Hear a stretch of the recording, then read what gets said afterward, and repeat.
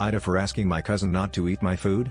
My 25 meters cousin, 24F, let's call her Amanda, has a mental impairment, so she acts about 6 to 8 years old.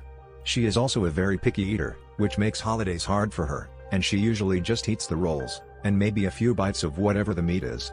Her mom, my Aunt Wanda, never brings anything for her to eat despite knowing what food will be there. We have a family group chat so people don't bring the same or similar foods, and what my cousin won't eat.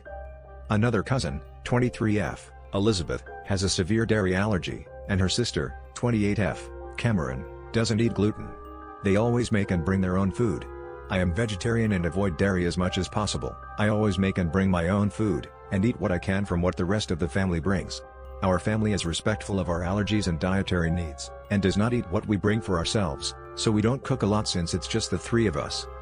At Thanksgiving, Elizabeth brought DF/GF mashed potatoes and gravy, Camille brought salad and a veggie tray with DF dip, and I made a box of DF/GF mac and cheese. I didn't think Amanda would want to eat the macaroni because it's not what she's used to, Kraft or Velveeta, and it does obviously taste different from standard macaroni. She's very sensitive to small flavor changes like that.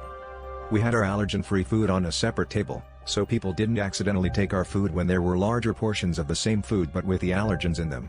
The only thing that we had that the rest of the family didn't was the mac and cheese. When all the food was out, Amanda saw the mac and cheese and went straight to our food table. I let her know that it was DF/GF and was for just me, Elizabeth, and Camille, but if she wanted to try some and have some after we get our servings, she could. Instead, she ignored me and scooped up half of it onto her plate.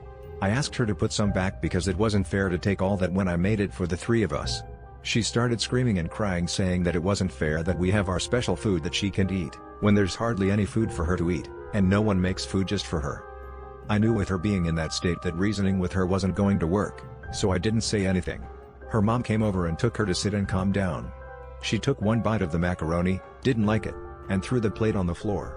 Her mom took her into the kitchen and they made a box of Kraft macaroni for her to eat. Later, my Aunt Wanda told me it was inconsiderate of me to make food Amanda would think she likes, and that I forced my aunt to make her food while everyone was eating. Ida for asking her to wait until we got our food before taking some for herself.